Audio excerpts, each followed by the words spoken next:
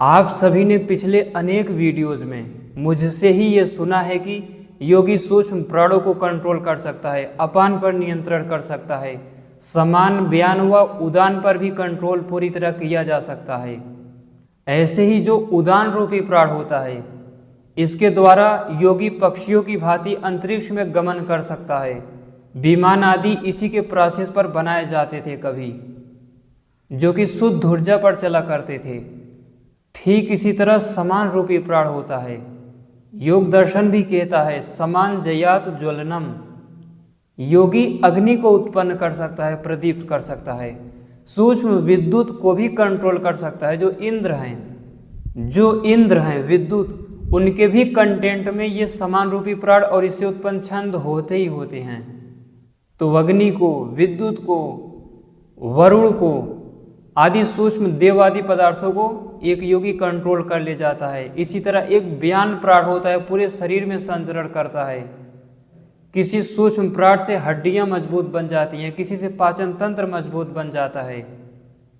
लेकिन क्या आप सभी ने कभी इसे समझने का प्रयास किया? ये सूक्ष्म प्राण कैसे होते हैं, इनका पूरा पूरा क्रिया विज्ञान क्या है और ये उत्पन्न कैसे होते हैं? ये पदार्थ सृष्टि में योगी कैसे होते हैं, योग के मार्ग पर सृष्टि कैसे बनाते हैं? प्राण और अपान के बारे में आप सभी ने पिछले वीडियो में बहुत विस्तार से जाना, और उसे और भी अच्छे तरीके से जानने के लिए जिन सूक्तों से उनकी उत्पत्ति हुई थी, उन सूक्तों के अर्थों को भी आपको अच्छे से आना चाहिए। तो प्राण अपान के बाद अब आइए समान रूपी प्राण की चर्चा करते हैं। समान जयात ज्वलनम। विद्युत आदि को भी एक योगी कंट्रोल कर सकता है, नियंत्रित कर सकता है। अगर आप किसी तरह विद्युत को आकर्षित कर ले गए या प्रतिकर्षण के द्वारा किसी भी माध्यम से अगर उसे बैलेंस बनाना हुआ, तो वहाँ पर समान प्राण की आवश्यकता पड़ेगी ही पड़ेगी, क्योंकि यही है जो मर्यादित करता है, उस विद्युत को भी बैलेंस बनाता है। आइए बहुत विस्तार से जानते हैं कि कौन कौन से छंद होते हैं जो विद्युत की उत्पत्ति में उत्तरदायी होते हैं। आप सभी ने गौतम नाम सुना होगा, गौतम ऋषि का नाम। यह एक ऐसा सूक्ष्म ऋषि रूपी प्राण है जिसके 58 सूक्त हैं ऋग्वेद के चौथे मंडल में। वास्तविकता में देखें तो यही है समान रूपी प्राण गौतम। ये मर्यादित होकर बैलेंस बनाकर पूरी सृष्टि में गति करता है। जैसे आप सभी मुझे देख पा रहे हो, अगर समान प्राण ना होता तो ये शरीर अव्यवस्थित रूप से दिखाई देता। सृष्टि में कोई भी संरचना हो, चाहे मान लीजिए कोई सूक्ष्म कण ही क्यों ना हो, उसकी संरचना बन ही समान रूपी प्राण से पाती है, अन्यथा असंभव है वो चीज़ बन पाना। अगर बन भी जाएगी तो उसे कभी डिफाइन ही नहीं किया जा सकता। मेरा दांत का एक एक कंटेंट इसी समान रूपी प्राण की वजह से बैलेंस बनाता है। हमारा शरीर का एक एक रोम, हमारी आंखें, ये शर्ट, माइक और सृष्टि के ग्रह, तारे, गैलेक्सीज, सूर्य की किरणें, सब कुछ समान रूपी प्राणों की वजह से ही बैलेंस में हैं। इनके अंदर शक्ति निहित है और ये अपनी एक अलग संरचना को प्रदर्शित करते हैं, अन्यथा इनकी संरचना को भी जान पाना मुश्किल हो जाएगा। तो ऋग्वेद के चौथे मंडल में आप सभी जानते हो कि उसके ऋषि गौतम जी हैं। गौतम ऋषि के बारे में आप सभी ने सुना होगा। वास्तविकता में ये गौतम ही समान प्राण है। ऋषि रूपी पदार्थों से जो सृष्टि बनती है उसमें से ये गौतम है, यही समान प्राण है। गौतम ये मर्यादित गति के साथ तीव्र भी गति कर सकता है और धीमी भी गति कर सकता है। इस गौ और तम शब्द से ही पता चलता है। तीव्र भी गति होती है इसकी और कम भी गति होती है। क्यों? क्योंकि ये योग का पालन करता है, योग सिद्ध कर चुका तत्व है जो सृष्टि को 58 सूक्तों के माध्यम से बनाता है। कुछ और भी सूक्त होंगे, अथर्ववेद में भी हैं और 10वें मंडल में और पहले मंडल ऋग्वेद में भी मिल सकते हैं और भी, लेकिन 58 सूक्त एक साथ पूरे चौथे मंडल के लिए निर्धारित किए गए हैं, इसीलिए उसी को केंद्र बना के मैं आगे बढ़ रहा हूँ। तो जब भी गौतम आए, वामदेव गौतम, जो देवताओं में बराबर रूपी मात्रा में संचरित होते रहते हैं, उन्हें कंट्रोल और नियंत्रित करते रहते हैं, उनके कंटेंट में ये वामदेव गौतम अर्थात समान रूपी प्राण एक बैलेंस के नियंत्रित रूप से वहाँ पर उनके कंटेंट को भी बनाने का उत्तरदायित्व है इसका। जैसे पिछली वीडियोस में मैं बोल चुका हूँ कि इंद्र तत्व अगर सूक्ष्म प्राणों के संयोग से बनता है तो प्राण हो गया वशिष्ठ, उससे उत्पन्न सारे सूक्त जो थे वो सब इंद्र के कंटेंट में आ जाएंगे। वरुण अगर प्राणपान व्यान से मिला होगा, मिलकर बना है, तो उसमें प्राण भी रहेंगे। इसी तरह जो अग्नि तत्व या इंद्र तत्व सबसे ज्यादा इस समान रूपी प्राण इंद्र तत्व के साथ जुड़े हुए हैं। 35 से 36 सूक्त केवल इंद्र से जुड़े हुए हैं, इंद्र के कंटेंट को बनाते हैं। तो जो बताया था कि पांचों प्राणों के संयोग से विद्युत बनता है, इन्हीं पांचों प्राणों के संयोग से अग्नि भी बनता है। अग्नि अर्थात उष्मा, इंद्र अर्थात विद्युत। उष्मा विद्युत दोनों अलग अलग चीजें हैं। अग्नि की उत्पत्ति सृष्टि में सबसे पहले होती है, तो इनके जो कंटेंट होते हैं अलग अलग, प्राण, अपान, उदान, व्यान, समान। प्राण अपान तो बता दिया था कि कौन कौन से सूक्त जाकर अग्नि और विद्युत की संरचना को बनाते हैं, तो वो प्राण अपान हो गए थे। इसी तरह उनकी संरचना को बनाने में समान रूपी प्राण की भी भूमिका है, जो मैंने कहा समान जयात ज्वलनम। अग्नि आदि को भी प्रदीप्त कर सकते हो आप, विद्युत को कंट्रोल कर सकते हो। क्यों? क्योंकि ये उनके कंटेंट में होता है, और उस कंटेंट में यही 58 सूक्त, जिसमें से 35-36 सूक्त विद्युत के साथ लगे रहते हैं, उसके कंटेंट बनाते हैं, और 12-15 सूक्त अग्नि के साथ लगे रहते हैं। यहाँ तक कि यही समान प्राण और इससे उत्पन्न 4 से 5 सूक्त, जिसे वामदेव गौतम कहते हो, इससे इस समान रूपी प्राण से उत्पन्न 4 से 5 सूक्त मरुत के कंटेंट को भी बनाते हैं, उनके साथ जुड़े रहते हैं। मरुत अर्थात वायु तत्व का अलग अलग फील्ड, वायु तत्व के वैक्यूम एनर्जी का जो क्षेत्र होता है, जब वो अलग अलग डिफाइन हो जाता है कि अब यहाँ से इस तरह की कण आदि बनेंगे, यहाँ से धन आवेश की धारा रहेगी, यहाँ से ऋण आवेश की धारा, यहाँ से न्यूट्रल, तो वहाँ पर उसे सामूहिक रूप से उस फील्ड को मरुत तत्व कहा जाता है। वायु तत्व का छोटे छोटे जितने भी फील्ड होते हैं, तो 4 से 5 सूक्त इस मरुत तत्व को समृद्ध करते हैं। वायु तत्व से उसके कंटेंट को, उस क्षेत्र को अलग डिफाइन करते हैं। इसी तरह वरुण के भी साथ लग जाते हैं। प्राणपान व्यान के बंधन में भी ये सूक्त काम आते हैं, कई सूक्त। प्राणपान जब अव्यवस्थित रूप से गति करता है, या फिर सूक्ष्म कण आदि जब टूट फूट जाते हैं, यजन प्रक्रिया ठीक से नहीं हो पाती, वहाँ पर टूटे फूटे स्थिति को कुछ 2-3 प्रकार के सूक्त वहाँ पर जोड़ने का काम करते हैं, इसी समान प्राण के। हमारे शरीर में बात करें तो ये पूरे के 58 सूक्त आपके पाचन तंत्र में काम कर रहे हैं। थोड़ा मैं सरल करके बताने का प्रयास कर रहा हूँ। हमारे पाचन तंत्र में 58 के 58 सूक्त काम कर रहे हैं। उस विद्युत, वो विद्युत भी काम कर रहा है। जब हमारी आत्मा को सूक्ष्म प्राण सृष्टि में ले जाते हैं दूसरी माता के गर्भ आदि तक, आज की इस वीडियो को देखने के बाद समझ में आएगा ले जाने की पूरी ठीक प्रक्रिया क्या हो सकती है। जैसे समान प्राण ले जाता है, विद्युत ले जाता है, तो विद्युत है क्या चीज, वो कंटेंट कैसे बनाता है, वो प्रक्रिया तभी समझ में आएगी इस वीडियो को पूरा देखने के बाद। तो वैसे ही आप सभी ने जाना था कि वशिष्ठ को प्राथमिक प्राण कहते हैं, अत्रि को अपान कहते हैं, ठीक इसी प्रकार वामदेव गौतम को समान रूपी प्राण कहते हैं। अब अगला देखिए तो वो है उदान रूपी प्राण। उदान, इसके बारे में भी आप सभी ने बहुत सुन लिया हमारी ही वीडियो में कि पंछियों का उदान प्राण पर वश होता है। हमारे शरीर में जो ऊर्ध्व गति होती है, रक्त आदि ऊपर जाता है, या फिर मरते समय जब योगी अपनी आत्मा को बाहर निकाल देता है उदान आदि प्राणों के माध्यम से, वो यही प्रक्रिया है। अगर मैं सीधे सीधे कहूँ तो अनुसंधानवेत्ताओं जो अंगिरा है यही उदान प्राण है। अंगिरा, इसे हमेशा याद रखना, कितना अच्छा नाम है। अंगिरा यही उदान प्राण है, और इससे उत्पन्न बृहस्पति, उतथ्य, संवर्त, 3 ऋषि रूपी प्राण होते हैं, तो वो भी उदान प्राण में ही आ जाएंगे। और फिर बृहस्पति से उत्पन्न भारद्वाज, ये भी बलों का वहन करता है, ये भी उदान प्राण ही है।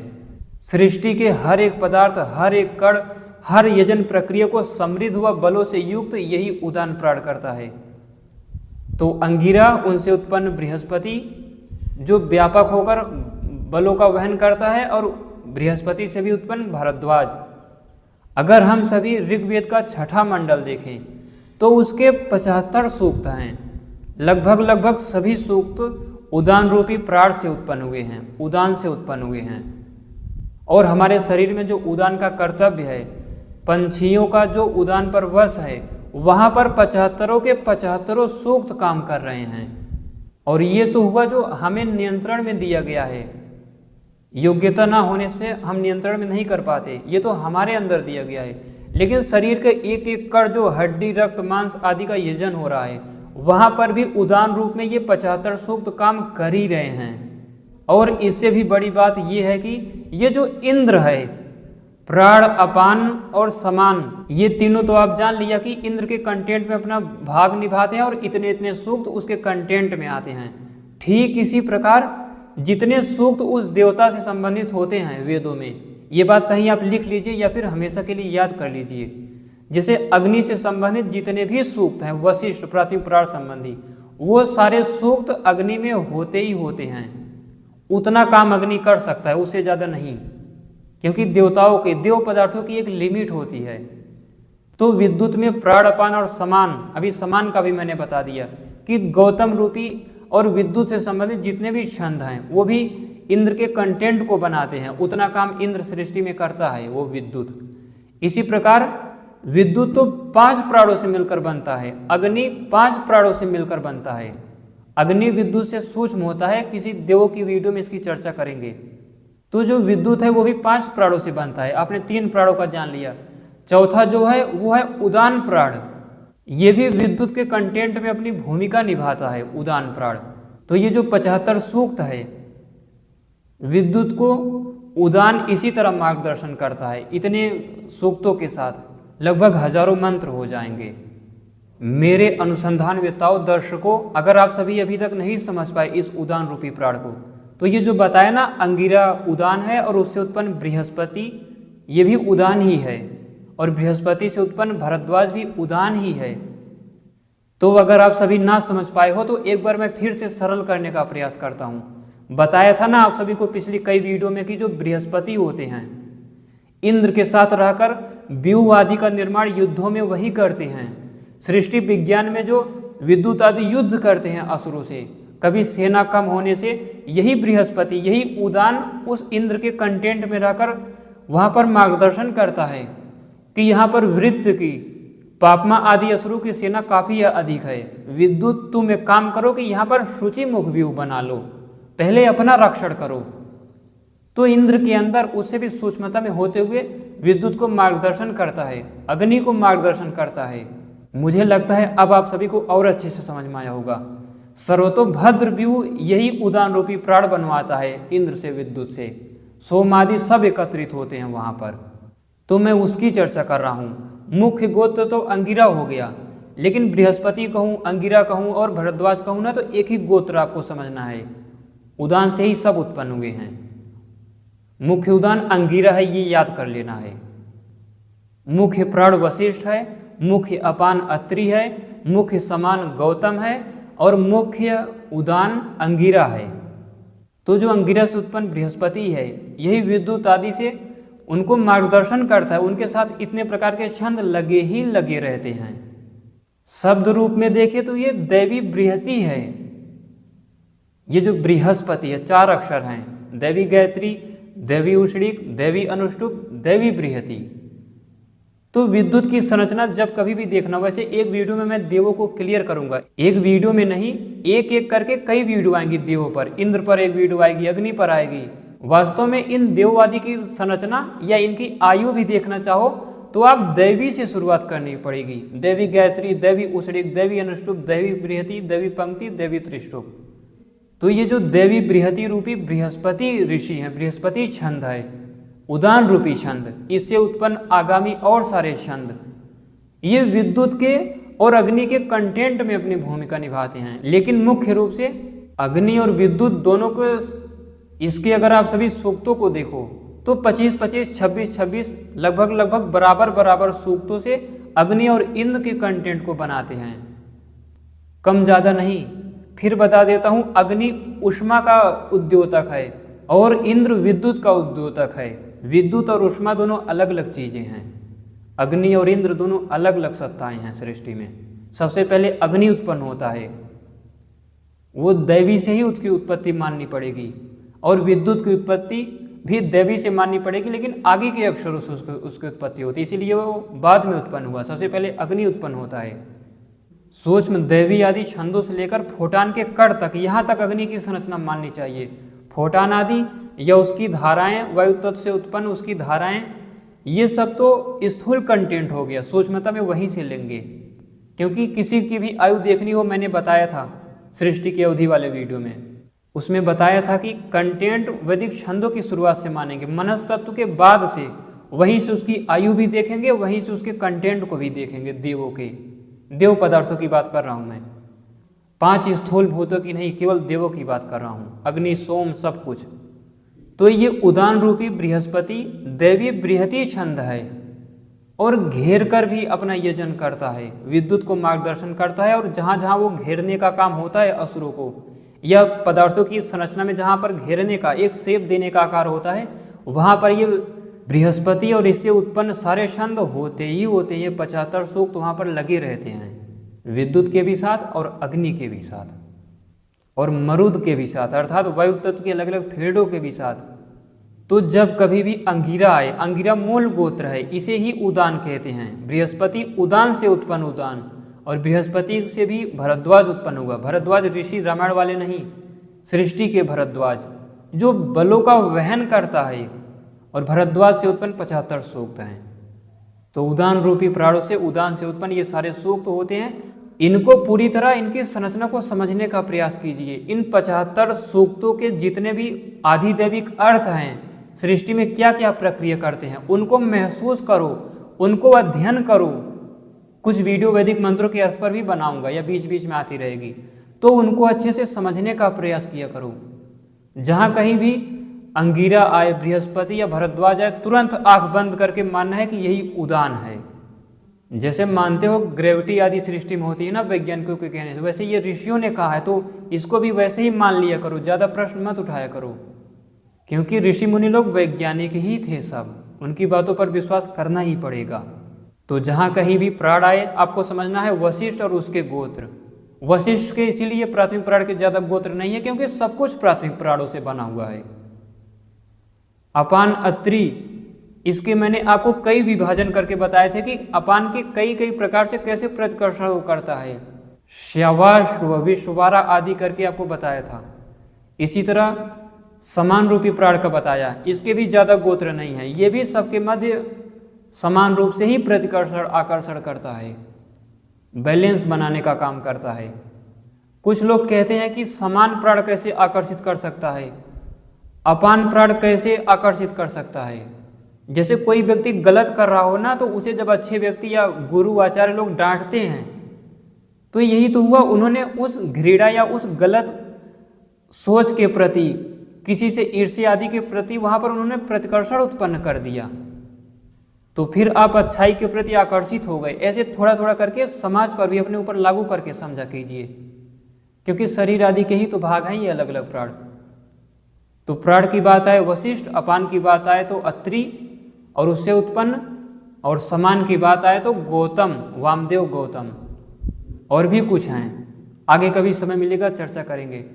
और जब उदान की बात आए तो सीधे अंगिरा आपके मस्तिष्क में आना चाहिए।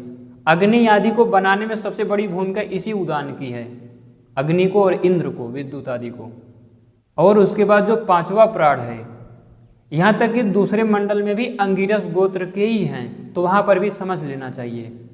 वहाँ पर 2 ले सकते हैं, अत्रि से भी उत्पन्न ले सकते हैं, यानी अपान और उदान दोनों से उत्पन्न हुआ है, जो दूसरा मंडल है, लगभग 43 सूक्त हैं उसके। इसी तरह जो 5वां है वो है व्यान। अब आप सभी सोच रहे होंगे, मैंने प्राण बताया, अपान बताया था पिछली वीडियो में, इस वीडियो को व्यान से शुरू करना चाहिए था। मैंने समान फिर उदान को बताया, अब क्यों 5वें नंबर पर व्यान को बता रहा हूं। आप लोग यहां पर सही हो, वास्तविकता में प्राण और अपान के बाद व्यान ही आता है, लेकिन इस व्यान के भी कई विभाग हैं। ब्यान आप सभी जानते हो कि प्राण अपान के बीच बांधने का काम करता है, प्राण अपान उदान के बीच बांधने का काम करता है, प्राण अपान उदान और समान के बीच भी बांधने का काम करता है, प्राण और समान के भी बीच बांधने का काम करता है। कमेंट करते हो ना, अलग अलग प्राणों को कैसे मिलाएं, हम इनका शरीर में मिलान कैसे करें। जब प्राणों की शक्ति को रोकें तो उसका उदान से कैसे मिलान करें, जब प्राणों की शक्ति रोकें तो वहां पर समान या अपान से कैसे उसका मिलान करें।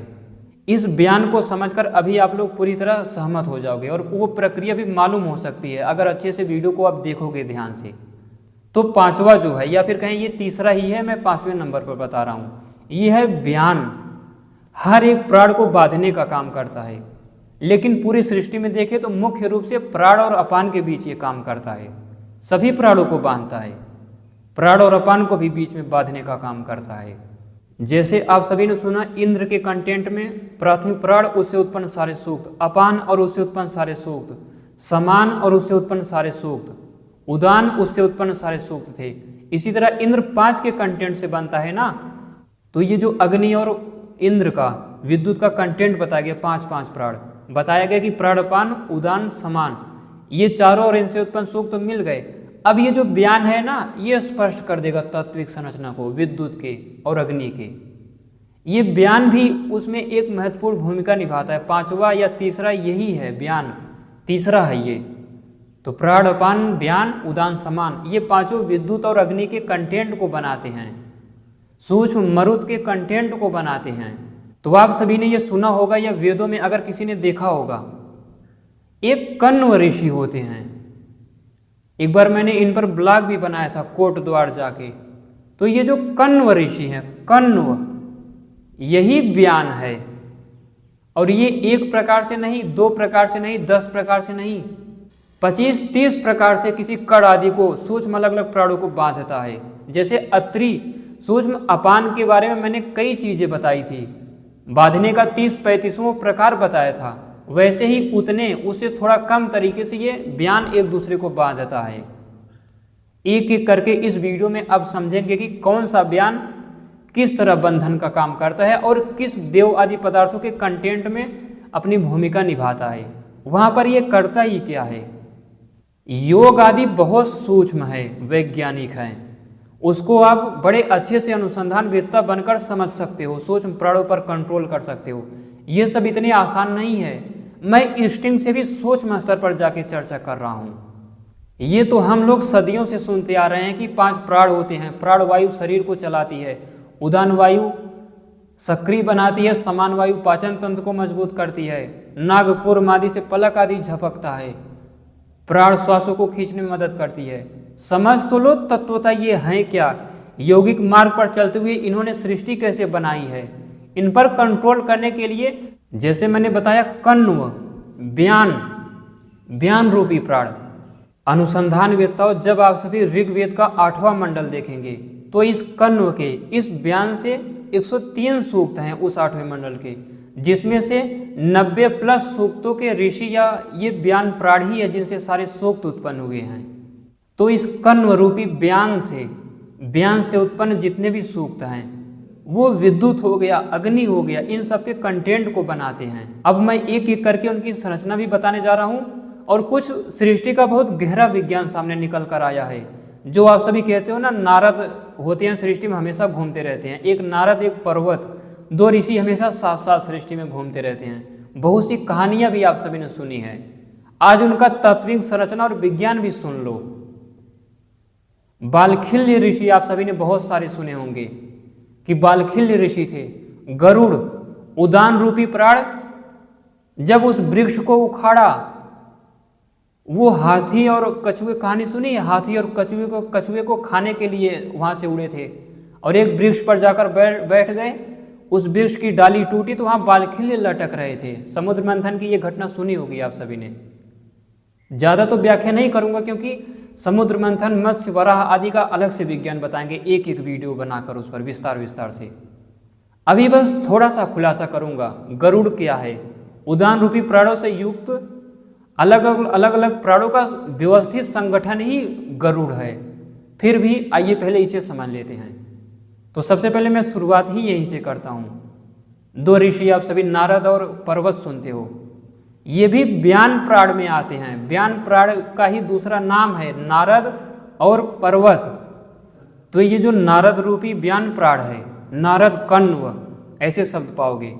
ये जो व्यान है इसके 33 मंत्र हैं और मुख्य रूप से ये इंद्र को विद्युत के साथ इसके मंत्र लगकर बड़े तीव्रगामी होते हैं, ये सृष्टि में गमन करते रहते हैं। विद्युत के साथ, इंद्र के साथ ये 33 मंत्र होते ही होते हैं। हो सकता है मैं पीछे वीडियो लगा दूं तो वहां पर भी देख सकते हो।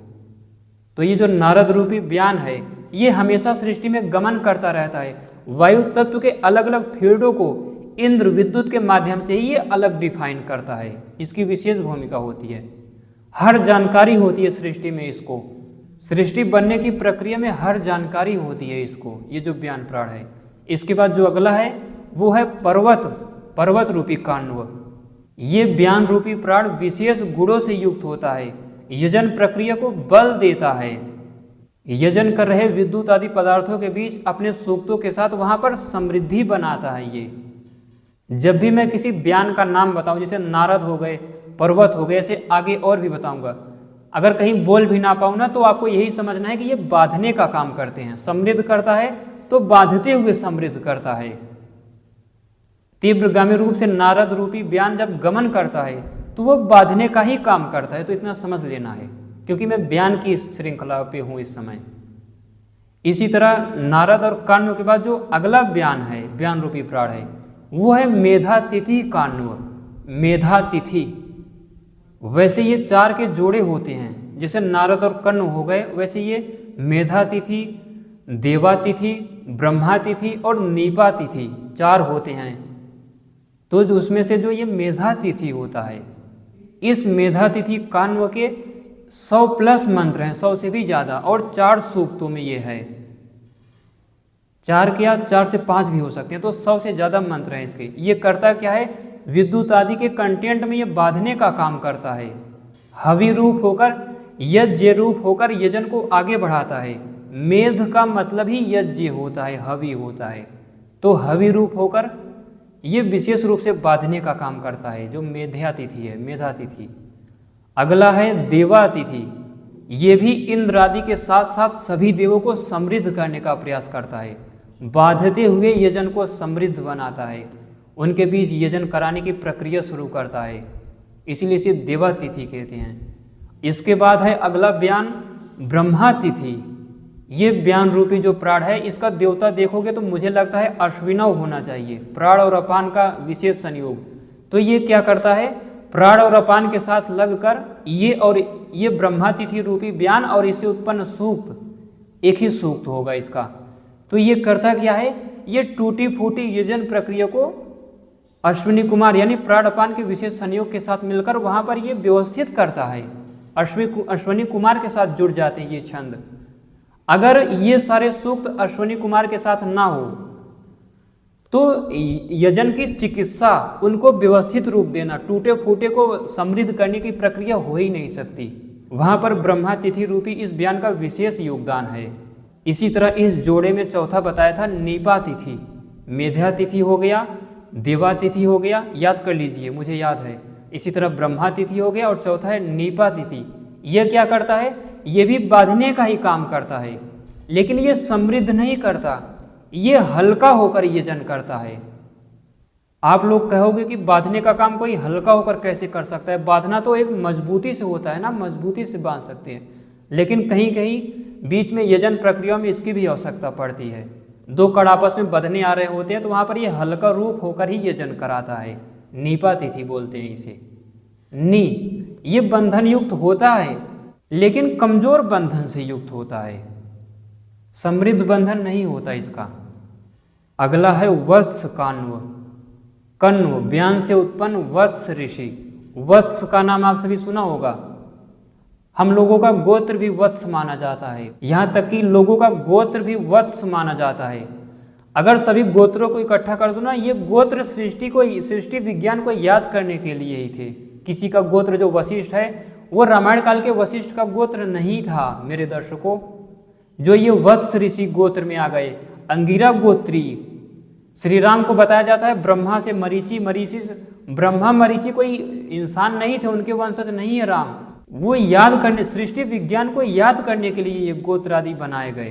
तो वत्स गोत्र, वत्स ऋषि का नाम सुनते हो, ये क्या करता है, ये बंधन के साथ साथ असुरों को, डार्क मैटर को नष्ट भी करता है। बहुत सरल है वैदिक विज्ञान, अगर आप सभी सीखना चाहो, बस मन पवित्र होना चाहिए, हमेशा सत्यवादी होना चाहिए। कहो तो इसको मैं 4-6 घंटे बोल दूं इस वत्स ऋषि पर, इस ज्ञान रूपी वत्स पर, ये कैसे बंधन के साथ साथ डार्क मैटर, असुर पदार्थ, असुर ऊर्जा आदि को नष्ट करने का काम करता है। तत्व ज्ञानियों को यह बात महसूस होने लगी होगी। वत्स, ये और इससे उत्पन्न 2 सूक्त हैं मुझे लगता है। तो ये जो 2 सूक्त हैं वे देव पदार्थों के बीच वहां आकर बंधन का काम करते हैं और असुरों को नष्ट भी करने का काम करते हैं। ये मैं कहाँ से बोल रहा हूँ असुरों को नष्ट करते हैं, पता है आप सभी को? क्योंकि इसका देवता एक तो इंद्र है, दूसरा उस अर्थ में जाओगे तो विद्युत के साथ उसके कंटेंट में यही काम करता है ये बयान, वो असुरों को नष्ट करने में इसकी भूमिका होती है। आप समझ में आया? विद्युत के कंटेंट में बयान जो होता है, इंद्र के कंटेंट में या अग्नि के कंटेंट में अलग अलग तरीके के काम करते हैं, अलग अलग बयान। कोई समृद्ध बनाता है, कोई यजन कराता है, कोई हल्के बंधन से युक्त होता है, लेकिन ये क्या करता है, ये नष्ट भी करता है। अग्नि के अंदर रहेगा तो सृष्टि में यजन प्रक्रिया में जब अग्नि उद्दीप्त होगी तो वहां पर भी अग्नि इन्हीं छंदों के माध्यम से असुरों को नष्ट करता है। असुर नष्ट छंदों के ही स्तर पर होते हैं। देवों के पास छंदों का ही ज्ञान होता है, देवों का सामर्थ्य, देवों का फोर्स, देवों का बल, देवों की समृद्धि सब छंद ही हैं, इतना याद रखना। देवों की आयु भी छंदों से ही ली जाएगी, जब कभी भी ली जाएगी। तो विद्युत के अंदर, अग्नि के अंदर ये वत्स और इससे उत्पन्न 2 सूक्त, सीधे मत देखना वत्स ऋषि से 2 सूक्त मिलेंगे आपको। 8वें मंडल में हो सकता है शुरुआत में एक वत्स मिल जाए और अंत में जाते जाते मिले, तो इस तरह मैंने, क्योंकि मैंने पूरा देखा हुआ है वो सूक्त, वहां पर ये विशेष भूमिका निभाता है नष्ट करने में। बहुत ध्यान से मेरी वीडियो को देखा करो, उन तत्वों आप में से जो ध्यान से देख रहे होगे महसूस भी हो रहा होगा, अब समझ में आ रहा होगा कि इंद्र का कंटेंट क्या हो सकता है, सूक्ष्म अग्नि का कंटेंट हो क्या सकता है, फोटान आदि के अंदर कितने प्रकार के छंद कैसे यजन कर रहे होंगे, असुरों को नष्ट करने का विज्ञान क्या है, अब आप सभी को समझ में आ रहा होगा। इसी तरह जो अगला बयान रूपी प्राण है, बयान है, वो है पुनर्वत्स कान्व। इससे पहले वत्स था, ये पुनर्वत्स कान्व, और मुझे लगता है इसका देवता देखोगे तो मरुत होना चाहिए, मरुत। हाँ, तो जो मरुत है ना, वायु तत्व के 2 चीजों में लोगों को भ्रम होता है, एक आपा तत्व और सोम तत्व में हम भ्रमित हो जाते हैं कि आपा तत्व ही सोम तत्व है तो वही, लेकिन उसका विशेष फील्ड, अलग संरचना वो सोम है आपा तत्व का। आपा तत्व तो नदी महासागर सब हो गए, लेकिन उसके कंटेंट को जो बना रहे हैं, जो नदी की एक एक बूंद को आप देख रहे हो, उसके कंटेंट को बनाना सोम तत्व का काम है, और सोम देवता है। आपा तत्व की आयु ज्यादा नहीं होती, वायु तत्व की आयु उतनी नहीं होती जितनी मरुत की लोगे, क्योंकि मरुत की आयु वैसे उसी से उत्पन्न हुआ है, उसी का दूसरा पर्याय है। जैसे मरुत देखेंगे तो वायु तत्व का ही तो विशेष फील्ड है, यानी पहले वायु तत्व उत्पन्न हुआ होगा, उसके बाद उसने फील्ड को अलग किया। लेकिन जब आयु देखेंगे ना, वायु तत्व 5 सूक्ष्म और स्थूल महाभूतों में आ जाता है। आपा तत्व जिसे नदियों महासागरों का कंटेंट रूप कहते हो, ये 5 स्थूल और सूक्ष्म महाभूतों में आ जाता है। लेकिन इसकी जो संरचना बनाता है सोम तत्व, वो देवों में आ जाता है। उसकी आयु मनस तत्व के 15वें वर्ष तक जाती है खींचते हुए, लेकिन आपा तत्व की इतनी नहीं होती, वायु तत्व की आयु उतनी नहीं होती। ये तो 7 बार सृष्टि उत्पत्ति प्रलय में ही नष्ट हो जाते हैं। लेकिन जो वायु तत्व के जो फील्ड बनाता है मरुत देवता, मरुत तत्व, ये मनस तत्व के 15वें वर्ष तक जाता है। अग्नि, ये जो स्थूल अग्नि है ना, ये तो महाभूतों में आ गया, इसकी आयु उतनी नहीं होती। लेकिन सूक्ष्म अग्नि तत्व जो अग्नि देवता हैं, उनके अंदर जो छंदों के स्तर से जिसे अग्नि बोल सकते हो, उसकी आयु चली जाएगी मनस तत्व के 15वें वर्ष। देवनदिन प्रलय कहते हैं, देवों की मोह रात्रि बोलते हैं उसको, अथर्ववेद में देख लेना। इसी तरह इंद्र हो गए, अश्वनी कुमार हो गए, ये सब वहां तक जाते हैं, वहां पर नष्ट होते हैं। अब क्लियर हो गया होगा। कुछ लोगों के इस पर प्रश्न भी आ रहे थे, इसलिए मैंने सोचा ये चीजें भी बीच में बताता हुआ चलूं। और ये जो कण्व है ये तो मनस्तत्व के लगभग लगभग 100वें अर्थ चला जाता है, क्योंकि दैवी गायत्री, दैवी उष्णिक, दैवी अनुष्टुप और दैवी बृहति में आ जाता है ये चीज। तो ये जो पुनर्वत्स रूपी काण्व है इसका देवता मरुत है, वेदों में देखोगे आप सभी 8वें मंडल में। अर्थात ये भी वायु तत्व से अलग अलग फील्डों को अलग करने का काम करता है। वो अलग रूप में मरुत देवता के साथ ये इसके सारे छंद जुड़े रहते हैं, जितने भी मंत्र हैं इसके।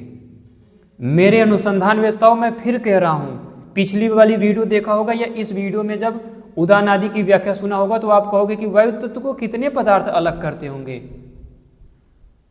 विद्युत के साथ कौन कौन असुरों को नष्ट करता है। इन सब का एक बहुत व्यवस्थित विज्ञान है जिसे ऋषि स्तर का होकर ही समझ सकते हो। जब ऋषि स्तर के हो जाओगे महसूस कर सकते हो, फिर जाके कंट्रोल किया जाएगा। यहाँ पर बोरिंग होने की जरूरत नहीं है। विद्युत के साथ ये पुनर्वत्स काण्व का वत्स वाले जो 2 सूक्त हैं वो तो नष्ट करने का काम करते हैं असुरों को। वो इंद्र या विद्युत असुरों से युद्ध करता उन्हें नष्ट तो करता है। बृहस्पति उदान आदि प्राण तो मार्गदर्शन करते हैं, वहां पर व्यूह आदि बनाने में मदद करते हैं, युद्ध जिताने का काम करते हैं सृष्टि में। लेकिन इस वत्स, इस बयान की भी भूमिका होती है। तो जो पुनर्वत्स काण्व है ये बयान रूपी प्राण, ये वैक्यूम एनर्जी मरुत तत्व से युक्त होकर वायु तत्व के अलग अलग फील्डों को बनाता है। यही वहां पर स्पष्ट संरचना बना देता है, तब जाके कण आदि बाद में बनते हैं। अगर ये ना होता तो कण बन ही नहीं सकते थे, यजन प्रक्रिया वहीं रुकी रहती। इसी तरह अगला बयान है सध्वंस काण्व। सध्वंस ये बयान क्या करता है, इसका देवता देखोगे तो अश्वनी कुमार हैं। मेरी तरह 2, 3, 4 बार देख लोगे ना याद हो जाएगा। तो सध्वंस जो बयान है इसका देवता अश्वनी कुमार है। अश्वनी कुमार आप सभी जानते हो प्राणपान से युक्त होते हैं और सृष्टि के हर एक यजन में टूटी फूटी प्रक्रिया को व्यवस्थित करते हैं, चिकित्सा का काम करते हैं। ये चिकित्सक माने जाते हैं, वैद्य हैं ये। तो ये सृष्टि में इनके साथ ये छंद, इसका देवता सध्वंस काण्व का देवता अश्विनव है, अश्विनी कुमार। अर्थात चिकित्सा करते ही इस छंद से हैं अश्विनी कुमार। बयान की चर्चा कर रहा हूं। उदान में भी भरद्वाज अगर ऋषि होगा ना उदान प्राण और उसके देवता अश्विनी कुमार होंगे तो वहां पर ऊर्ध्व गति के द्वारा वो चिकित्सा करेगा। यानी केवल ऊर्ध्व गति से चिकित्सा या मर्यादा सूक्ष्म कणों आदि की यजन प्रक्रिया व्यवस्थित नहीं की जा सकती। इसी तरह वशिष्ठ प्राथमिक प्राण से जुड़े हुए अश्विनों वाले सूक्त होंगे, वे आकर्षित करके मर्यादा बनाएंगे, यजन को मजबूत करेंगे। इसी तरह ये जो है सध्वंस काण्व, ये बांध कर उन्हें आपस में जोड़कर मर्यादा बनाता है। तो एक सृष्टि में चिकित्सा करने में, किसी पदार्थ को यजन करने में इतना आसान प्रक्रिया नहीं है। वहां पर बहुत से प्रकार के छंद होते हैं और वो छंद वेदों के रूप में आप सभी के सामने उपस्थित है, मेरे पीछे भी देख पा रहे होंगे। अगला बयान रूपी प्राण है शशकर्ण। शशकर्ण ये क्या करता है, ये भी विशेष रूप से बांधने का काम करता है। इसका देवता भी अश्विनव ही है। अर्थात प्राण और अपान के जोड़े के साथ ये भी जाके जुड़ जाता है और वहां पर यजन को मजबूत करता है।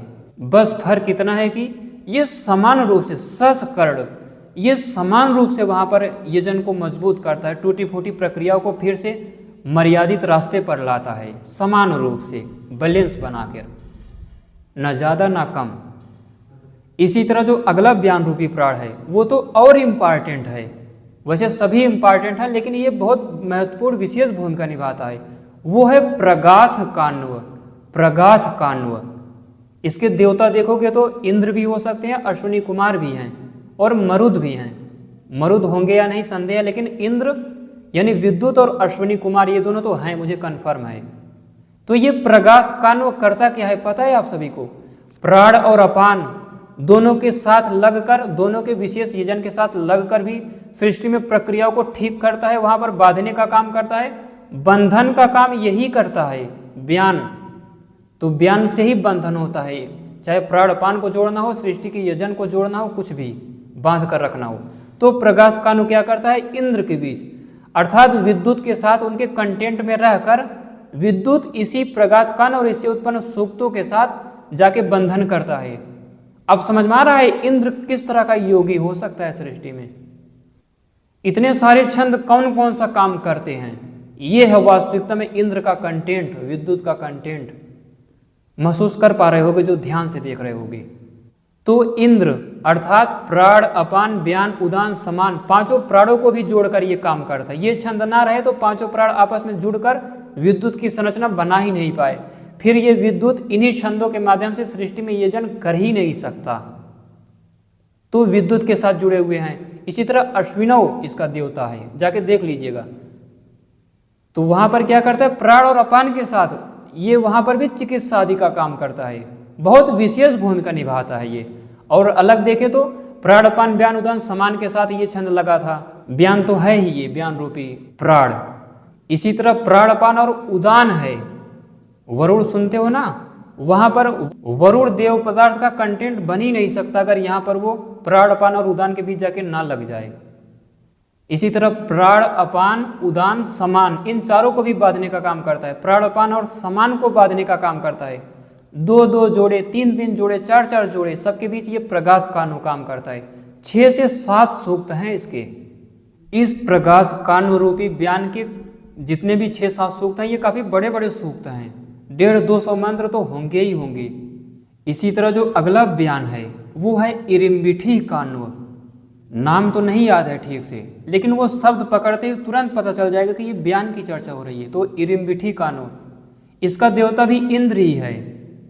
यहाँ पर ये विद्युत को समृद्ध करता है, वहां पर ये भी बंधन का कारण बनता है। बांधने के कई तरीके होते हैं ना, किसी को आप रस्सी से बांध दो, लोहे के तारों से बांध दो, सोने चांदी के तारों से बांध दो। इसी प्रकार बांधने के भी कई तरह होते हैं, इसलिए तो व्यान की अलग अलग संरचना बता रहा हूं मैं। तो इरिम्बिठी कान्व ये भी विद्युत को बांधने का काम करता है विशेष रूप से। आप में से जो गहराई से वीडियो को देख रहे होंगे वो सोच रहे होंगे कि हम इस बंधन को अलग अलग डिफाइन कैसे समझें, तो उसे ऐसे समझो, ये जो इरिम्बिठी कान्व है, व्यान रूपी प्राण है, ये दैवी बृहति है। दैवी बृहति और इससे उत्पन्न वो छंद ये बांधने का काम करते हैं। तो दैवी बृहति से समझ जाओ कैसे बांधता होगा। इसी तरह अगला जो सूक्ष्म व्यान है वो है शोभरी कान्व। शोभरी ये विशेष बलयुक्त से होकर अग्नि तत्व, वायु तत्व यानी वैक्यूम एनर्जी, और देखें तो अश्विनव, प्राणपान, इन सब के साथ क्या करता है, प्राणपान के साथ अश्विनव इसका देवता है। तो वहां पर तो जुड़कर ये यजन आदि प्रक्रिया में समृद्धि लाता है, बांधता है, उन्हें मर्यादित करता है। लेकिन अग्नि के साथ ये उसके कंटेंट में जिम्मेदार है, कंटेंट बनता है। विद्युत के साथ कंटेंट बनता है, विद्युत तो इसका देवता नहीं है, वहां पर संभव है ये व्यान ना काम करता हो। लेकिन मरुत में सूक्ष्म वायु तत्व के अलग अलग फील्डों में भी ये उत्तरदायी तत्व है। अगला और बहुत इंपॉर्टेंट जो सूक्ष्म व्यान है वो है नाभाग कान्व। नाभाग ये व्यान रूपी प्राण क्या करता है पता है आप सभी को? ये व्यान रूपी प्राण क्या करता है, ये विद्युत को और अग्नि को दोनों को साथ साथ संयुक्त करता है। इंद्राग्नि, कुछ लोग कमेंट में प्रश्न करते हैं अग्नि सोम का क्या मतलब होता है, जहां पर जोड़े के रूप में दिए रहते हैं। तो अग्नि और इंद्र को साथ साथ जोड़ने का काम करता है, विधिवत रूप से समृद्ध करता है, यजन कराता है। और उनके कंटेंट में भी इसके 4 सूक्त हैं। सबसे बड़ी बात तो यही है, 4 सूक्त हैं और चारों सूक्त इसी प्रकार का काम करते हैं। 70 से 80 मंत्र तो होंगे ही इसके। इसी तरह एक और है श्यावाश्व। जब अत्रि की व्याख्या कर रहा था अपान का, तो वहां पर भी ये नाम आया था। वहां पर वो क्या करता था, वो प्रतिकर्षित करता था, नियंत्रित करता था, बैलेंस बनाता था। ये यहाँ पर भी उसी नाम का है, तो यहाँ पर भी वो वही काम करता है, बस बांध कर वही काम करता है। अगला व्यान रूपी प्राण है, अब मैं थोड़ा जल्दी जल्दी बता देता हूँ। अगला व्यान है त्रिशोक कान्व। ये अग्नि और विद्युत को 3 प्रकार से युक्त होकर बांधता है, 3 प्रकार से। इसी तरह एक व्यान है प्रशकन्व कान्व। ये भी बांधता है लेकिन विशेष रूप से बांधता है, प्रशकन्व कान्व। प्रकृष्ट रूप से बांधने का काम करता है। ये पीछे एक देखा था वो हल्के बंधन के साथ युक्त होता है, ये विशेष प्रकार के बंधन से युक्त होता है। इसी तरह जो अगला व्यान है वो है पुष्टिगुह कन्व। पुष्टिगुह ये क्या करता है, कमजोर और विकृत यजन को, यजन प्रक्रिया जो कमजोर और विकृत हो गई है उसको ये बांधने के साथ साथ हस्त पुष्ट भी करता है, पुष्ट करता रहता है। इसीलिए इसका नाम ही पुष्टिगुह काण्व है। तो ये पुष्टि युक्त करता है, मजबूत करता है, बांधने के साथ साथ दो काम करता है। और सबसे बड़े प्रसन्नता की बात यह है कि आप सभी बालखिल्य ऋषियों को अब पढ़ रहे हो। प्रस्कन्व था ना इससे पहले, प्रस्कन्व और पुष्टिगुह, यहाँ से ये बालखिल्य ऋषियों में आते हैं। आप सभी सुनते हैं ना कि समुद्र मंथन जब हो चुका था, अमृत वो सोम तत्व धन आवेश की धारा उत्पन्न हो चुकी थी पंचभौतिकों के स्तर पर। तो वहाँ पर क्या हुआ, जब गरुड़ जाते हैं अमृत लाने, वहाँ पर भूख लगी थी, तो जब वृक्ष पर उतरे थे और वृक्ष की डाली उनके पैरों से टूटी, तो वहाँ पर बालखिल्य लटक रहे थे। इंद्र को उन बालखिल्यों ने श्राप दे दिया था। तो ये उसी की चर्चा है, बालखिल्य ऋषि वाले सूक्तों की चर्चा अब मैं कर रहा हूँ, ज्ञान रूपी जो प्राण है। तो पुष्टिगुह प्रस्कन्व को बता दिए कि विशेष रूप से, प्रकृष्ट रूप से वहां पर यजन में बांधने का काम करता है। पुष्टिगुह बांधने का काम तो करता है ये ब्यान, लेकिन वहां पर पुष्ट बनाते हुए चलता है, वो पुष्ट करता हुआ चलता है। अगला वो बालखिल्य रूपी छंद है या ब्यान रूपी प्राण है सृष्टिगुह। ये जो इंद्र है विद्युत, वैसे जो बालखिल्य होते हैं आप सभी सुनते हो सूर्य के साथ साथ चलते हैं, और सूर्य के छंदों को ये विद्युत इंद्र ही कंट्रोल करता है। बालखिल्य सूर्य को प्रेरणा देते हैं, समृद्ध करते हैं, बांध कर उन्हें यजन करा के, और उसके अंदर सूक्ष्मता में विद्युत रहता है, वही सूर्य की किरणों पर नियंत्रण करता है। तो ये जो सृष्टिगुह रूपी ब्यान है, जो विद्युत है, इन्हीं के सूक्तों के द्वारा, इन्हीं बालखिल्य रूपी छंदों के द्वारा तीव्र होकर, विद्युतमय होकर श्रावित होता है। ये तीव्रगामी बनाते हैं विद्युत को, और श्रावित होने में उसकी मदद करते हैं। उससे जो छंद निकलते हैं, ये जितने भी अस्त्र शस्त्र आदि सुनते हो ना, सहायक निकल रहे हैं, नालीक निकल रहे हैं, वो छंदों रूपी इंद्र का जब वृत्रादि से युद्ध होता है तो ऐसे ही होता है, वो छंदों से मार करता है। वहां पर भी गदाएं होती हैं, वहां पर भी खड्ग या तलवार होता है। महाभारत पढ़ना, खड्ग की उत्पत्ति कैसे हुई, ब्रह्मा ने ऐसे किया, इंद्र ने ऐसे किया, इस प्रक्रिया को अपनाया तो विश्वकर्मा ने खड्ग बना दिया। भीष्म पितामह बता रहे हैं इस महान विज्ञान को। सृष्टि में धनुष की उत्पत्ति कैसे हुई, सारंग धनुष, ये सब। तो वैसे सृष्टि में भी जो युद्ध हो रहा होता है, वहाँ पर छंद ही सहायक होते हैं। सूक्ष्म प्राण की धारा वही नदी है, उसी धारा के द्वारा वो असुरों को नष्ट करते हैं, फेन युक्त करके मारते हैं वृत्र को। विष्णु स्वयं अपनी शक्ति देते हैं, इंद्र के वज्र में आके बैठ जाते हैं। वो ऋग यजु साम या गायत्री त्रिष्टुप और जगती छंदों से युक्त होकर वज्र संचालित करते हैं इंद्र, जब वृत्र आदि डार्क मैटर को मारना होता है। चलो इन सब की चर्चा दूसरे वीडियो में करेंगे। तो यहाँ पर इस बालखिल्य रूपी छंद से, सृष्टिगुह रूपी ब्यान से जो विद्युत होता है वो तीव्रगामी होकर श्रावित होता है। अगला है आयु काण्व। आयु ये क्या करता है, ये बृहति रूप होकर चारों तरफ से घेरता है, बांधने का काम करता है। बृहति से युक्त होता है, वो चारों तरफ से घेर कर संरचना बनाता है या नियंत्रित करता है। यजन प्रक्रिया को बलयुक्त और मजबूत करता है, समृद्ध करता है। आयु काण्व रूपी ब्यान। अगला है मेध्या काण्व। मेधा तिथि था वो जो पहले बताया था, तो मेध्या काण्व और मातरिश्वा काण्व दो साथ ले चलता हूँ। ये मेध्या और मातरिश्वा ये क्या करते हैं, ये विद्युत यानी इंद्र के साथ साथ दूसरे सभी पदार्थों को बांधने का काम करते हैं। विद्युत को बांधते ही हैं, उनके संरचना में भाग होते हैं, लेकिन फिर इनके माध्यम से विद्युत दूसरे देव पदार्थों से जाकर जुड़ता है। वहाँ पर इन्हीं छंदों की भूमिका होती है, इन्हीं दो सूक्तों की। इसी तरह जो अगला ब्यान है, एक है कृष, दूसरा है पृषध्रु। कृष पृषध्रु ये क्या करते हैं, इनका तो अलग ही सृष्टि में योगदान होता है। ये सूक्ष्म वैदिक छंदों के साथ जुड़कर देवताओं की संरचना को बनाकर उसके साथ जब युद्ध आदि में जाते हैं तो दूसरे पदार्थों में ऐश्वर्य का दान करते हैं। ये दान करने का काम करते हैं सृष्टि में। जैसे बताया था कि सृष्टि में भी राजा, प्रजा, क्षत्रिय, ब्राह्मण, वैश्य, शूद्र आदि होते हैं, वैसे सृष्टि में जो जैसे हमारे यहाँ दान किया जाता था राजाओं के द्वारा, ऐसे ही विद्युत आदि के द्वारा ऐश्वर्य का दान यही छंद करते हैं। सूक्ष्म कणों का दान, गौओं का दान, वहाँ पर भी तो गौओं का दान किया जाता है। जब गौ की फोटान आदि कणों की रक्षा हो जाती है, तो यजन प्रक्रिया के लिए वहाँ पर बांटा जाता है कणों को, क्योंकि सब वैज्ञानिक होते हैं, सब योगी होते हैं सृष्टि के पदार्थ और ईश्वर के सामर्थ्य व ज्ञान से युक्त होते हैं। तो दान का काम, चाहे ऐश्वर्य का काम हो, पशु का, छंद का, कुछ भी दान का काम यही दो छंद करते हैं, यही कृष और पृषध्रुव। इसी तरह अगला व्यान रूपी प्राण है, वो है सुपर्ण, सुपर्ण कान्व। ये व्यान क्या करता है?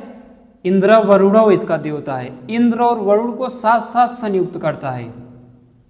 मान लीजिए दो देवता जब साथ में युद्ध करने जाएं या देव पदार्थ आपस में सृष्टि को बनाने जाएं आपस में जुड़कर, तो यही छंद होता है इंद्र और वरुण के बीच, हर दूसरे देवता के बीच नहीं, इंद्र और अग्नि के बीच नहीं, इंद्र और सोम के बीच नहीं, वहाँ पर दूसरे छंद काम करेंगे। अब समझ में आ गया होगा कि दो जोड़े का क्या मतलब होता है। तो यहाँ पर इंद्र और वरुण के बीच उन दोनों को सम्मिलित करते, उनके कंटेंट में होते हुए आपस में बाध्यता है, साथ साथ जाकर काम करते हैं सृष्टि में। इसी तरह अगला है कुरुश्रुति कान्व रूपी व्यान। इसके 33 मंत्र होते हैं। ये भी विद्युत की संरचना को ही बनाने में अपनी भूमिका निभाता है और बनाकर फिर विद्युत के साथ जाकर दूसरे कणों आदि को बांधता है। बहुत सरल है वैदिक विज्ञान। पहले समझ लो कि विद्युत के साथ कौन से छंद या कौन सा व्यान रूपी प्राण उसके कंटेंट में है। अब जो कंटेंट में है, अब जैसे मेरा ये हाथ है, मेरे शरीर का कंटेंट है, अब इसके द्वारा मैं क्या क्या कर सकता हूँ आप सोच सकते हो। किसी से मारपीट कर सकता हूँ, पैसा देकर सामान खरीद सकता हूँ इस हाथ से, अपना रक्षण कर सकता हूँ, भोजन कर सकता हूँ, वृक्ष की डालियाँ तोड़ सकता हूँ, एक्सपेरिमेंट कर सकता हूँ, क्या क्या कर सकता हूँ, या आप लोग क्या कर सकते हो आप जानते हो। तो वैसे ही जो विद्युत का कंटेंट बन चुका हो, विद्युत के साथ क्या क्या कर सकता है, सृष्टि विज्ञान के जरिए समझा जा सकता है। अगला जो व्यान रूपी प्राण है वो भी बहुत महत्वपूर्ण है, कुसीदी कान्व। कुसीदी, इसके भी 3 सूक्त हैं। मंत्र कम होंगे इसमें, देखोगे आप सभी वेदों में 6-6, 7-7 या 10-10, 12-12 ही मंत्र हो सकते हैं तीनों सूक्त में, लेकिन 3 सूक्त हैं। ये क्या करता है, ये विद्युत की संरचना से युक्त होकर फिर अग्नि को नियंत्रित करता है विद्युत के द्वारा। बताया ना मैंने, बालखिल रूपी जितने भी, इससे पहले वाला जो छंद था जो मैंने इंद्र और वरुण बताया था, वो नाम क्या था मैं भूल रहा हूँ, आप देख लीजिएगा। इंद्र और वरुण से जुड़ा हुआ जो ऋषि था, जो व्यान रूपी प्राण था, वहां तक बालखिल्य ऋषि हैं। बालखिल्य सूक्त इसी को कहते हैं, यही है बालखिल्य। जब समुद्र मंथन आदि की व्याख्या करेंगे तो वहां पर इन सूक्तों का भी प्रभाव बताएंगे। तो ये जो कुसीदी है, ये अग्नि तत्व पर नियंत्रण करता है विद्युत का कंटेंट होकर। विद्युत और अग्नि अलग अलग समझना है, और अग्नि सबसे पहले उत्पन्न होता है, देवी गायत्री से लेंगे या फिर याजुषी गायत्री से लेंगे। उसको मैं दूसरे वीडियो में क्लियर कर दूंगा जब देवताओं की वीडियो बनाऊंगा। अभी अलग अलग प्राणों की वीडियो चल रही है। तो उनका कंटेंट होकर ये जो स्थूल अग्नि है उसको नियंत्रित करता है। बताया ना कि इंद्र सूर्य की किरणों को नियंत्रित करता है बालखिल्य आदि की प्रेरणा से। एक बार बालखिल्यों ने श्राप भी दे दिया था इंद्र को। इसी तरह जो अंतिम व्यान है, अगला व्यान है, अंतिम है ये, वो है शोभरी कान्व। शोभरी ये क्या करता है, ये बंधन युक्त तो होता ही है। जब मैं व्यान की चर्चा करूँ ना तो पहले ही समझ लेना है कि ये बांधने का ही काम करेगा, इतना समझ लेना है। लेकिन ये विशेष रूप से बंधन का काम करता है। शोभरी इतना बलयुक्त होता है कि वायु तत्व के फील्ड को अलग करने का क्षमता रखता है, इतना बल होता है इसके अंदर। इसके देवता मरुत हो सकते हैं, देख लीजिएगा जो भी हो। तो वायु तत्व के बीच ये उसके फील्ड को अलग करता है। इसी तरह अपान में भी बताया था, व्यान में भी बता रहा हूँ, और प्राण में भी बताया था, समान और उदान में भी बताया था। ये नहीं सोचना है कि सभी ये इसी तरह का काम करते हैं। ये छंदों के स्तर की चर्चा है। एक मिट्टी का छोटा सा कण उठा लूँ ना, जिसको देखना भी सामान्य व्यक्ति के लिए मुश्किल हो जाएगा। या आप कल्पना करो कि सूर्य की किरणें जब रोशनदान से आती हैं तो किरकिरी जैसी छोटी छोटी चमकती हैं। उसकी संरचना में देखोगे तो वेदों पर जहां हाथ रखोगे वो सूक्त वहां पर होगा ही होगा। एक फोटान कण आदि अनुमान करो, उसमें ये सारे सूक्त काम कर ही रहे होंगे। आपह तत्व, नदी समुद्र देखो, मेरा शरीर देखो, मेरा दांत देखो, मेरा मुख देखो, अपना शरीर देखो, मोबाइल देखो, ये माइक देखो, तो हर जगह ये सारे सूक्त काम कर ही रहे हैं। बस इन्हीं को समझना है आप सभी को कि कैसे कर रहे हैं और कितने सूक्ष्म होते हैं। मुझे लगता है प्राण, अपान, व्यान, उदान, समान 5 चीज़ें आप सभी को अच्छे से बहुत व्यवस्थित तरीके से समझ में आई होंगी, लेकिन समझ में इतना आया होगा कि ये सारे सूक्त इस प्राण से संबंधित है, इससे उत्पन्न हुए हैं। अब उनका अर्थ आपको जानना पड़ेगा, सृष्टि में उनका प्रभाव, उनका आधिदैविक यौगिक अर्थ जानना होगा। जैसे मैं किसी का देवता अग्नि है तो वहां पर मैं ये नहीं लूंगा कि इसको प्राण करके भी अर्थ कर सकते हो, वायु तत्व करके अर्थ कर सकते हो, आत्मा करके अर्थ कर सकते हो, ऐसा मैं कुछ नहीं करूंगा। मैं सीधे आधिदैविक वैज्ञानिक यौगिक अर्थ करूंगा। तीनों एक ही शब्द मैं मानता हूं, अपनी दृष्टि से अपना मत दे रहा हूं। यौगिक, आधिदैविक और वैज्ञानिक तीनों एक ही शब्द हैं। इसमें ईश्वर परक भी व्याख्या हो जाएंगी और सामान्य व्याख्या तो तुरंत समझ जाओगे, जो इस स्तर पर समझना जान जाएगा। तो मेरा जब भी अर्थ आएगा एक ही अर्थ होगा, वैज्ञानिक, आधिदैविक, यौगिक, एक ही प्रकार का अर्थ होगा। उसी से आप सब समझ जाओगे। मैं अलग अलग प्रकार से नहीं करूंगा। जब अग्नि की व्याख्या करूंगा तो ये नहीं बोलूंगा कि इसे प्राण समझकर कर सकते हो, देवी बृहति, देवी गायत्री समझकर पहले अर्थ कर सकते हो, फिर विद्युत समझकर अर्थ कर सकते, ऐसा नहीं बोलूंगा मैं, एक ही में सब बता दूंगा। तो जो आप सभी ने देखा प्राथमिक प्राण वशिष्ठ, वशिष्ठ कौन सा था याद है आप सभी को? 7वां मंडल रहा होगा वशिष्ठ। वो प्राथमिक प्राण से उत्पन्न सारे छंद हैं। अब समझो कि वो प्राण है, ऑक्सीजन आदि जब जो प्राण जो शक्ति खींच रही है, वो सारे सूक्त वहां पर किस प्रकार का योजन कर रहे होंगे। इसी तरह सृष्टि में हवा आदि जब चल रही होती है तो किस तरह का योजन कर रहे होंगे। इसी तरह अपान अत्रि को बताया था। अत्रि कौन से सूक्त में थे देख लेना, 5वें में रहे होंगे, 5वें मंडल में। हाँ, 5वें मंडल का ऋषि अत्रि। इसी तरह समान का बताया था गौतम, 4था मंडल इस समान से उत्पन्न हुआ है, समान रूपी प्राण से उत्पन्न सारे छंद हैं।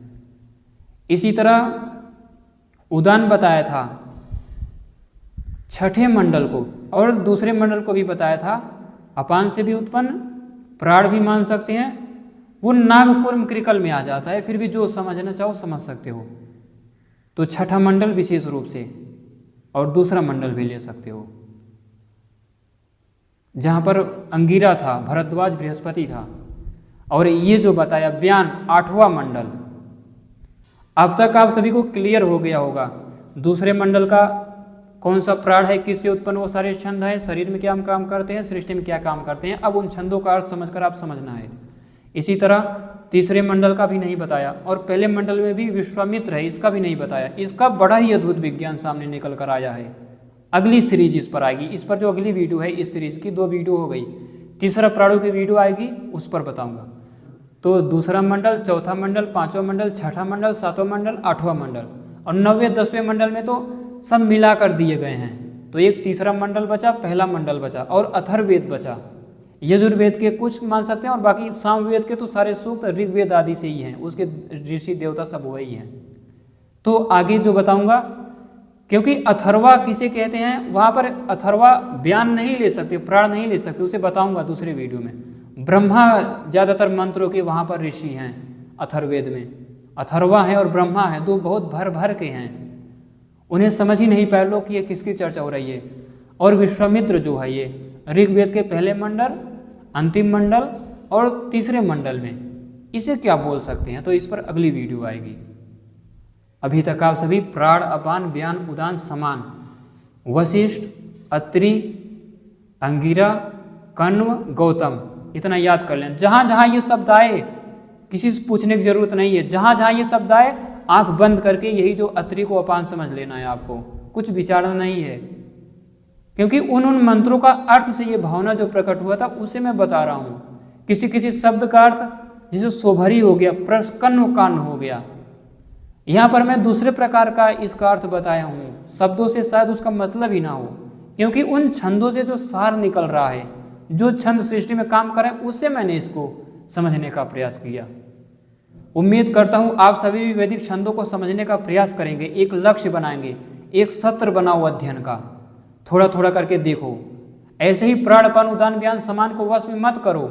और भी जो 2-3 मुख्य और बता दिए जो अगली वीडियो में बताएंगे, इन सब पर वश मत करो। ऐसे पहले अच्छे से जान समझ लो, सब कुछ देख लो। और वेदों के अर्थों को समझ लो, तब जाके संघर्ष करो, इन्हें कंट्रोल करने का प्रयास करो। इनके आधार पर किस प्रकार की तकनीकें बन सकती हैं जो शुद्ध ऊर्जा पर चलती हों, वैक्यूम एनर्जी, वायु तत्व को कैसे संघनित कर सकते हो, तो इन सब पर तब जाके अनुसंधान करना। अभी पहले वेदों को समझना सबसे महत्वपूर्ण भाग है इसका। तो उम्मीद करता हूँ पांचों प्राण अच्छे से समझ में आ गए होंगे इन 2 वीडियो में। ब्रह्मांड विज्ञान का ये कार्यक्रम पूरा देखने के लिए धन्यवाद।